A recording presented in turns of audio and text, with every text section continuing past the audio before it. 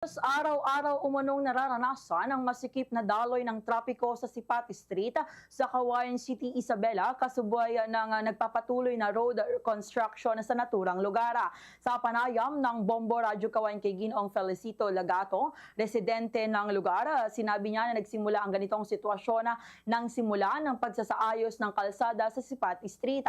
Anya, halos araw-araw ay mabagal ang usad ng mga sasakyan at madalas ay nagkakaroon ng pagtatalo sa pagitan ng mga motorista. Sa tuwing wala pa anya ang mga kawani ng Public Order and Safety Division ay kadalasang ayaw mapagbigay ng daan ang mga motorista. Dahil dito ay naiipit ang mga sasakyan sa makitid na bahagi ng kalsada, lalo na kung sabay na dumaraan ang mga ito mula sa pagkakasalungat na direksyon.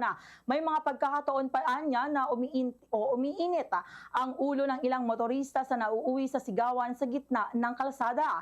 Mayroon namang nagtatalagang mga barangay tanod sa lugar upang umalalay sa pagmamando ng trapiko, subalit kung minsan maging sila ay napag-iinitan ng ulo. Sa Radyo Bombo!